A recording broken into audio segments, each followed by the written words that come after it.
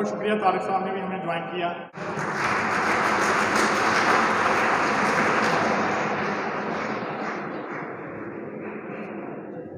बिस्मिल्लाहिर्रहमानिर्रहीम। मुझे सना साहब ने ये प्रोग्राम का बताया था और मैंने कल इनसे कहा कि ठीक है, जब टाइम होगा तो आप मुझे इन्फॉर्म करें तो मैं कोशिश करूँगा कि मैं पहुँच जाऊँगा।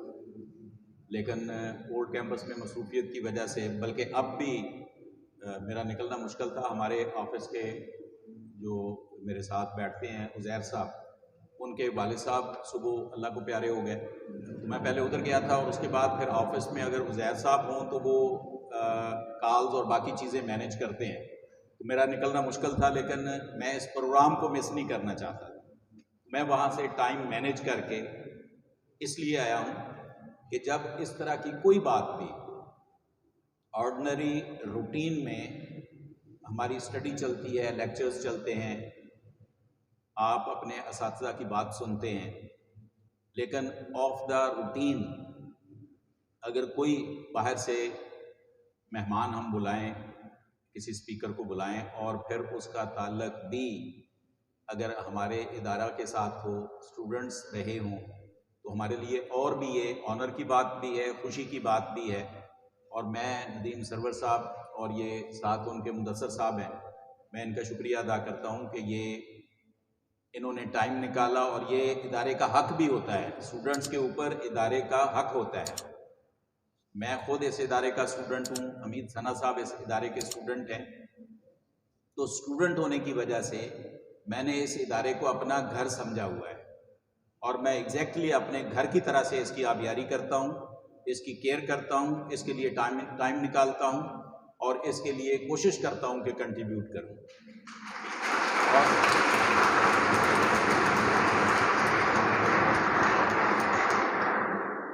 कल को आप प्रैक्टिकल फील्ड में जाएंगे, वहाँ आप मुख्तलिफ पोस्टों पे काम करेंगे, तो फिर आपने भी सोचना है कि इस इदारा का आपके ऊपर हक है।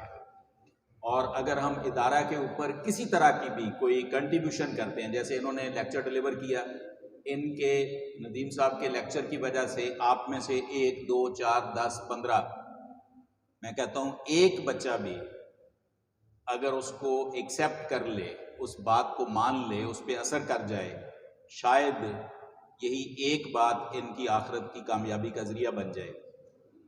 और आप में से तो मैं एक्सपेक्ट करता हूँ कि ज़्यादा लोग हैं जिन्होंने साइलेंटली और अटेंटिवली इनकी बातें सुनी होंगी। और बात कहते हैं सुनने का फ़ायदा तभी होता है जब हम उसको अमल की नीयत से सुने, कि हमने उस पर अमल करना है, कोशिश करनी है, एफर्ट करनी है। और ये बेटा अगर आप एफर्ट करोगे तो इसमें फ़ायदा मेरा या सना साहब या नदीम साहब का नहीं होना, इसमें 100% बेनिफिट आपकी ज़ात का है। अगर हम अपने टाइम की केयर करें, सिर्फ टाइम की केयर करें कि हमने टाइम का ठीक इस्तेमाल करना है और टाइम को ज़ाया नहीं करना, तो हम कामयाब हो सकते हैं। हमारी कौम की एज अ होल नेचर ये बन चुकी है कि वेस्टेज ऑफ टाइम को हम बॉदर ही नहीं करते। कितना टाइम हम अपना ज़ाया कर चुके होते हैं। तो लिहाजा आपने जो नदीम साहब ने बातें कही हैं, उनमें से कोशिश करना है कि उन पे अमल हो और टाइम मैनेजमेंट सीखें, टाइम की कदर करें।